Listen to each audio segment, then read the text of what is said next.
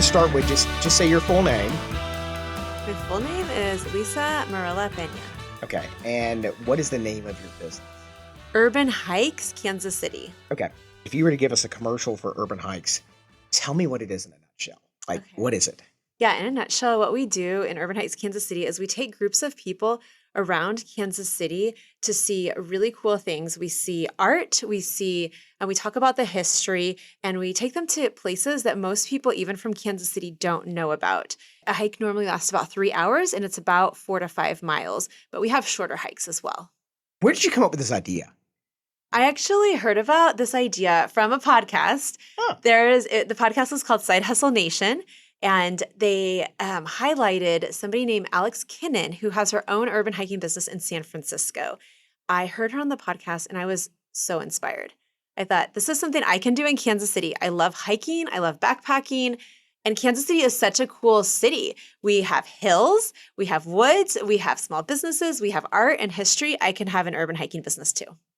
So tell me a little bit about your background. We'll talk about how you got into Kansas City in a minute, or you're from here, but why you're still here, et cetera. But tell me, kind of what was your journey to starting this business? Like, where did you start out? And you heard it on a podcast. Why did you decide to do this? Yeah, my journey. So it definitely was that initial inspiration from the podcast, but I feel like I've been exploring my whole life. When I think about growing up in Kansas City, I grew up in Kansas City, Kansas, and there are woods right behind my house. And I always went to the woods. I would just go to the woods. I would play in the woods. I would walk in the woods.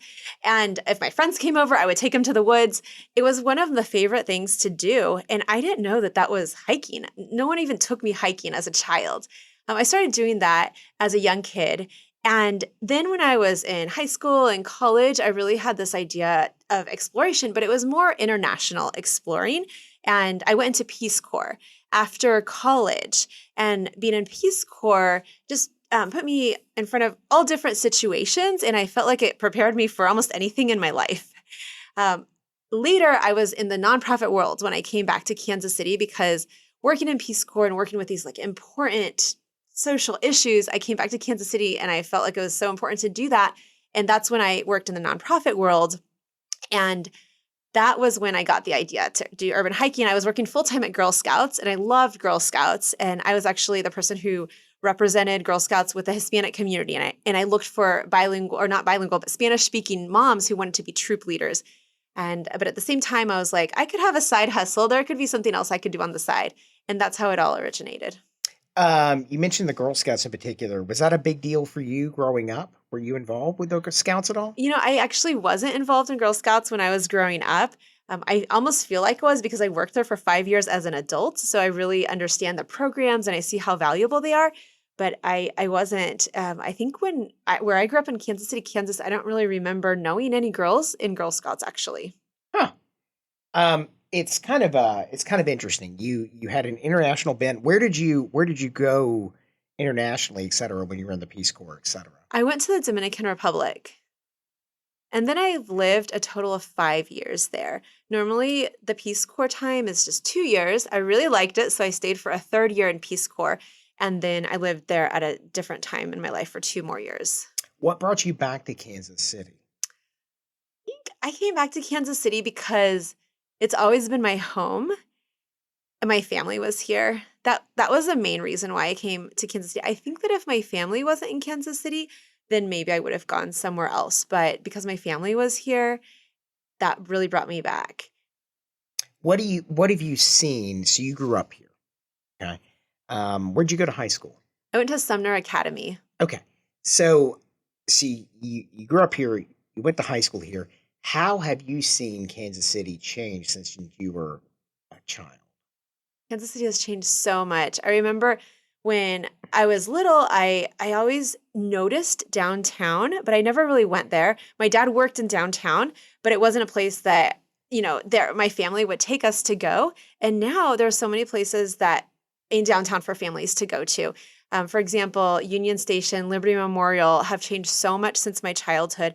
And then the places in between Liberty Memorial and the River Market, just all of that area, the Crossroads Art District, even the River Market has changed so much, with lots of businesses, with murals everywhere. I would have loved to go as a child to see murals, just walking on the street and see mural after mural. And we have that now.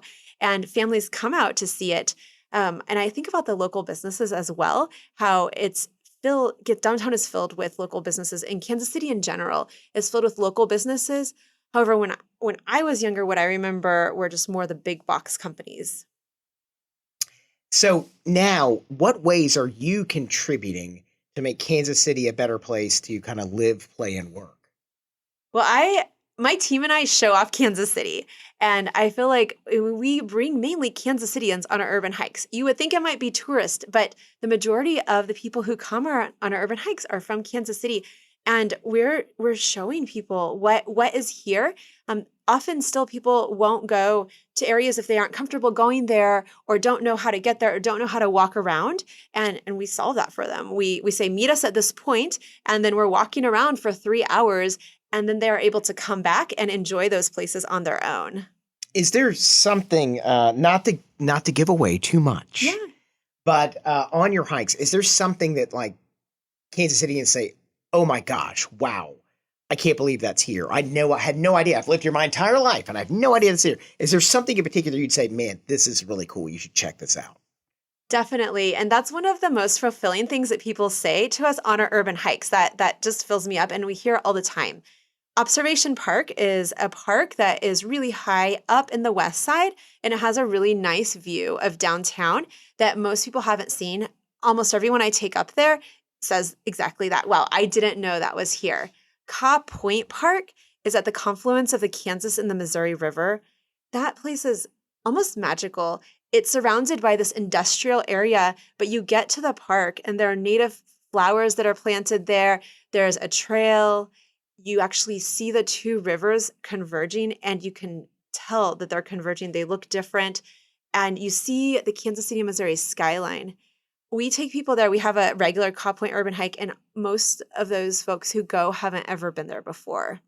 So any of these things that Lisa's mentioning right now will be listed below in the show notes. So if you are listening to this on Spotify or on Apple or Google Podcasts, etc., if you go to Leaders KC and go to this particular show, you'll see in the notes we'll have links out to those websites and those places, along with links to Lisa's company as well. So taking a little bit of changing gears a little bit here. What is one particular? So you were on the Peace Corps, for example, right? What is one particular? Like this is your company now. Is there one particular initiative or project that you've been involved with in Kansas City since you've been back here that you're particularly proud of, or something you're very proud the city has done? I think about projects in the city. I mean, when I think about something that the city has done, I think having the streetcar is something that it's pretty amazing that we have it, because I grew up when the streetcar was not here. And the fact that it's here and then it's actually extremely useful and then it keeps growing. I think of that. And then I would say another project that I'm so proud of the city for doing, city and individual people, is the renovation of Union Station. As I mentioned, when I was a child, I never went to Union Station unless we went to pick up someone who came on the train. And we didn't see it in its full beauty like you see it now at all. There was only a small portion that was open if you came on the train, and that was it. There are pictures in Union Station where it was dilapidated. Paint was coming off. There's water on the floor. I've talked to hikers, and they say that I've talked to someone who like snuck in the 90s, and he said that there was pigeon poop up to his calves and Wow. at Union Station. It was bad. And there was the threat to tear it down. But because of a bi-state tax in Kansas and Missouri, that provided funding to remodel it. And now it's this beautiful place like it was before, and they have a lot more streams of income. That's one of the things, though, that, I mean, so many people, like 2000 on, have enjoyed it, and they don't even know the history, how it almost wasn't there. It's something interesting you mentioned. A lot of times, it's kind of funny when you go around, like if you go to Nashville, they have a full-scale replica of the Parthenon in Greece in a park in Nashville, Tennessee. And it's just like in the middle of nowhere. And the reason I was thinking about this the other day is because they did that like in 1903 or something like that, or 1899. It's a long time ago, right? And when you look at these big projects, they require a community approach. They require the city, the individuals to get involved. It's not just one person because these are large investments. And I just one of the things as I've visited Kansas City before I moved here, I was really impressed with Union Station in particular because I knew that's not a small project. And just the fact that the city got behind that and actually took action, I thought was really said a lot about I think the Kansas City community. Um, I thought that was really kind of neat. So, speaking about these kind of things, obviously all cities and urban environments have their challenges. What unique challenges or opportunities do you see for Kansas City in the coming years? When I think about the different opportunities that Kansas City has, one thing I think about is how, once you're in Kansas City, you're like, this is the coolest kept secret ever. You might have even thought that yourself. You came to Kansas City and you're like, this is so cool here. But a lot of people are starting to notice people are moving in. A lot of people are moving in. We're growing. We have all these things. And I think it definitely is an opportunity for us to, as a city, to be able to keep up with all the new people who move in, to keep up, to have everything so that it really remains the coolest kept, the coolest city around that you feel like it is when you move here. And I think that's something as just to be able to have, if you there's a lot of development and for it to go well and to keep also another thing I would think about that's like a really important opportunity is there's a lot of development in the older areas like the West Bottoms. And it's really important to be able to keep some of those historic buildings if that's possible. And I know that might require more of an investment, but that's something that is so important too, so that history just doesn't get torn down and then you see it and then you see newer buildings instead. One of the things I was really drawn, one of the reasons I really wanted you on the show was we had Jan Jensen, who's involved in the art community here in town on the show, and she kind of raved about one of your hikes. And I said, man, this sounds like a really good way to get a whole group of people together and kind of foster community within them and share these kind of things through a physical outdoor experience. And I just wanted to know kind of, how your approach to urban hikes, KC, how have your personal experiences or things you've learned in your life shaped what you're putting into this endeavor? I think it really helped me that I went to Peace Corps and I lived in an environment that I wasn't used to. For example, I lived in the countryside in a completely Dominican community, and I was the only American around. However, so it feels different to do that. And when we're on our urban hikes, I will often take us to places that we wouldn't normally go on our own. For example, today I was even preparing for a hike that I have on Saturday with a group, and we're going to go along Independence Avenue and we'll go into the different international stores that are there. There is a Somali coffee shop called the Hamar Weyne coffee shop that has amazing food, and we're going to eat food there. However, when you walk in, it really feels like possibly even like a bus station inside a different country. That's what I feel like when I go in. It doesn't even feel like a Kansas City building on the inside. And often in the US, we might shy away from those experiences because it feels a little bit uncomfortable. It's out of our comfort zone.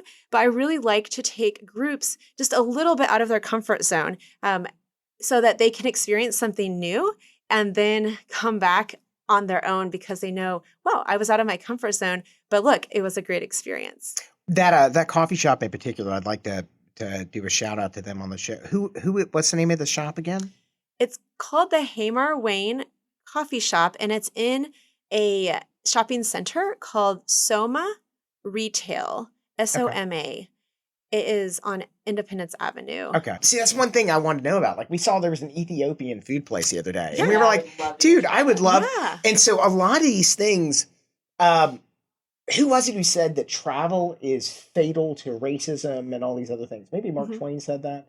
I don't remember the exact quote. It's a good quote. Yeah. Right? Because as you see the world, we're all the same. It doesn't matter where you are. We care about a lot of the same things. Most people care about their families, their kids, the place they live. And I think that's the things that unite us as people are, we have much more in common than the polarized things that divide us. And I think that's kind of, hello, stomach. It's the burning burgers. That's my problem. But it's something I've thought about a lot lately. And I think it's important. Like, I think your initiative in particular, your business, I think is really, really cool. So I just thought it was super neat. So to give us a couple Yeah. more of these, like a couple other places you say, hey, check Yeah. this place out. This is cool. Yeah. So thinking about like one thing we do a lot in my on my urban hikes is we go through alleyways too that are filled with murals. And there's a lot of alleyways in the crossroads, also in the East Crossroads where the breweries are, that are fine to walk through. And often people will, I mean, if someone's not used to walking through an alleyway, they might not even enter it. They might say, "Oh, it's an alleyway. I'm just gonna walk on the sidewalk." But I've scoped out all the routes and we walk through lots and lots of alleyways. And so I recommend people do that on their own, maybe accompanied with someone, but I mean, we go through alleyways a lot and see all kinds of really pretty murals. I think it's one of those tropes. It's like that's how Batman's parents were killed, right? It's like a joke, right? I know. No, I know we won't say that on there. They'll cut this. That's fine. What? No, it's just silly. But it's the assumption of these. Oh, you don't go down an alleyway. Right? Yeah. So, Yeah. We have, yeah, I feel like that's what I tried on my urban hikes. I try to kind of counter sometimes the assumptions that we might have. And especially in Kansas City, where it's very easy to get used to living a comfortable life and yeah. living in our community or neighborhood and not really venturing out. If we venture out, we'll like drive to the one thing that we're doing in this other place. You're taking by and large Kansas Cityans, and you're helping them truly discover their city. I'd like you to talk a little bit about the discovery process and what they get when they go on an urban hike. Yeah, the discovery process is actually a really cool element that we have that's part of our urban hikes. And the way, I mean, we start out, we're leading the hikes. My guides and I have 5 different guides, and they know where the urban hike, the group knows where we're going to go more or less, but they're not going to know that all the ins and outs. And something that is really fascinating for a lot of our hikers is to, for example, enter an alleyway that maybe they've been on the roads around the alleyway but have never walked in that alleyway. And then they see that there are 3 or 4 humongous murals, vibrant murals. And then we talk about the artist as well so that the hikers can learn about the artist, look them up. And if for some of them, we've been able to find out the meaning behind the murals. And that just, it just is really cool for the hiker because it's like, wow, I'm learning these new things. Another aspect of that adventure and that discovery is, often someone will just drive to the same places, go to the same places, and well, I'll take them even one street over. For example, there's a street called Cesar Chavez Avenue that is parallel to Southwest Boulevard.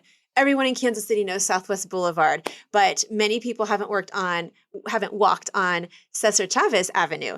And on Cesar Chavez Avenue, are some hidden steps. There are about 140 steps, so you have to be ready to go up a ton of steps. But they're literally in the hillside with trees on both sides, and there's some houses that are in there that are pretty incredible too that you would never guess.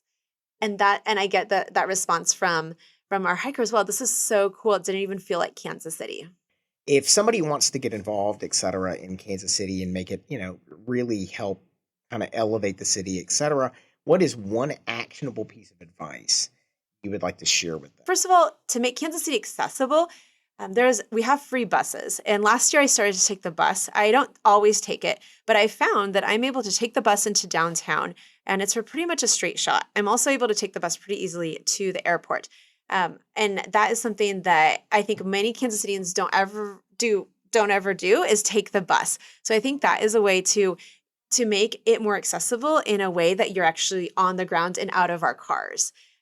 So if somebody wants to get involved in Kansas City, I think about the numerous nonprofits that we have.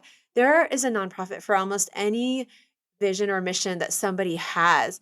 For example, we talked about walking around Independence Avenue, and around Independence Avenue, there's a nonprofit called Della Lamb that specifically works to resettle refugees in Kansas City. And there are many volunteer opportunities with them. If people really like to give back to the parks and do cleanups, Kansas City, Missouri has a program called the Kansas City Ambassadors. And every week there are probably about 10 different cleanup opportunities that are park cleanup opportunities that Kansas Cityans can do. You could do multiple cleanup opportunities in one week. I think just looking for either a nonprofit or a city entity for whatever that interest is, there's a way to give back. How do you personally stay informed, connected, and engaged in the Kansas City community? I'm always out and about. That really helps because I'm literally walking around Kansas City. So I meet business owners. I learn things that way. I also get the Kansas City Today newsletter, which is a free newsletter that has a lot of Kansas City happenings. It's really good, locally written, of course. I am in touch. I'm in touch. I go to a lot of networking meetings.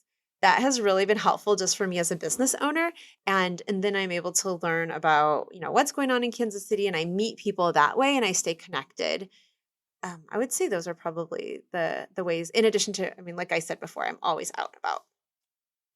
What do you love most about Kansas City, and how does it help stand apart? One thing that I really like about Kansas City is that you can find almost anything that you want to find here outside of the ocean and the mountains. But if there's a group, a specific interest group you're looking for, you can find that in Kansas City. And people are mostly welcoming and really nice here. That is something that the genuine friendliness of the people here and how they want to help you is real. And that's one thing that sets us apart from other cities. And just the fact that it seems like a small city, but you can find whatever group you want to find here. Something I also love about Kansas City is that it's big enough so that you can constantly meet new people, find out about new businesses.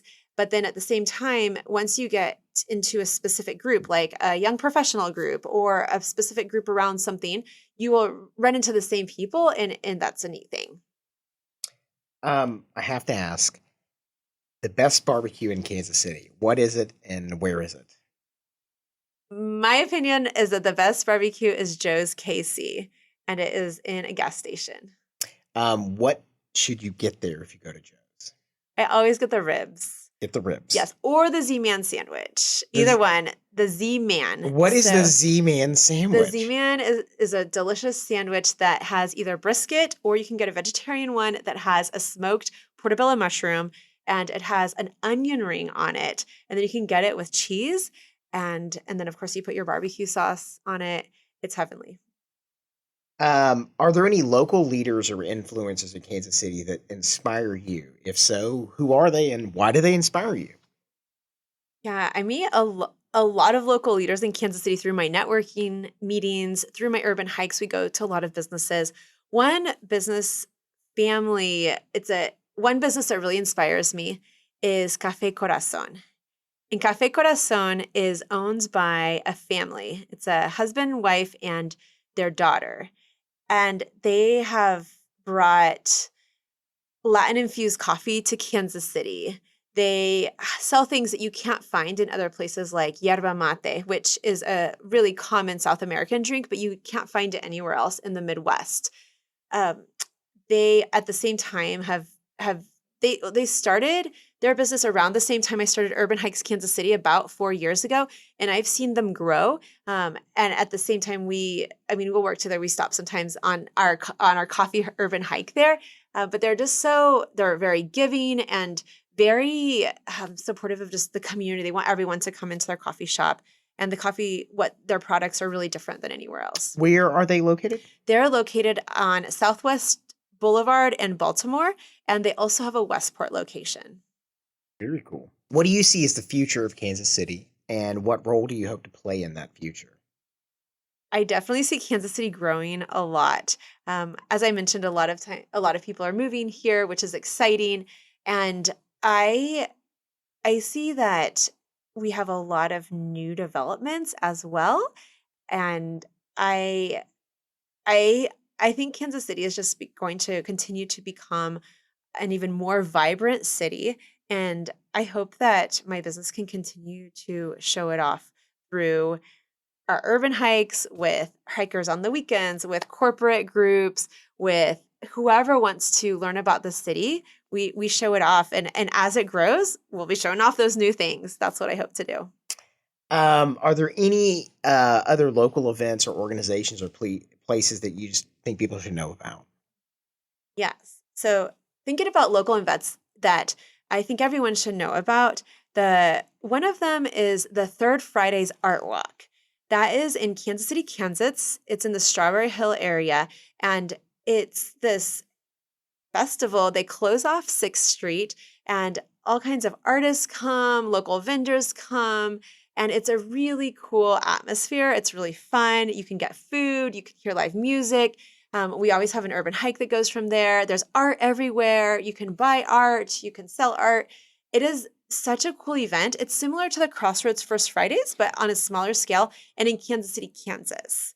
I think that's one that a lot of people don't know about because Kansas City, Kansas doesn't always get the promotion or doesn't always get, that it needs.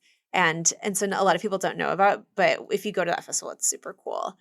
I think that festival. And then I also think that Kansas Cityans, like we should get out on our hiking trails more. For example, West Bend State Park has some really good hiking. I was there recently and it almost feels like a tropical rainforest with our humidity and the huge plants everywhere. Like we have lots of native pawpaw plants there, and there's trails that go down to the Missouri River. And we have other great trails, for example, at Wyandotte County Lake. So I think that, that's what I want to get the word out about our actual nature hiking trails that we have in Kansas City and the Third Fridays Art Walk. Okay. If people want to get involved, I'd like you to talk a little bit more about urban hikes. I'd like you to, just for a minute, I'd like to know a little bit more about your business. And so first of all, tell me what the hikes are. How do you plan them? How do you schedule them? How many people do you take on one? So what does that look like? And how do they get involved? They want to take one of these hikes. Yeah. So if somebody wants to take a hike, the best first step is to go to our website, urbanhikeskc.com. On our website, we have a list of all of the hikes. Right now, we have about 10 different routes.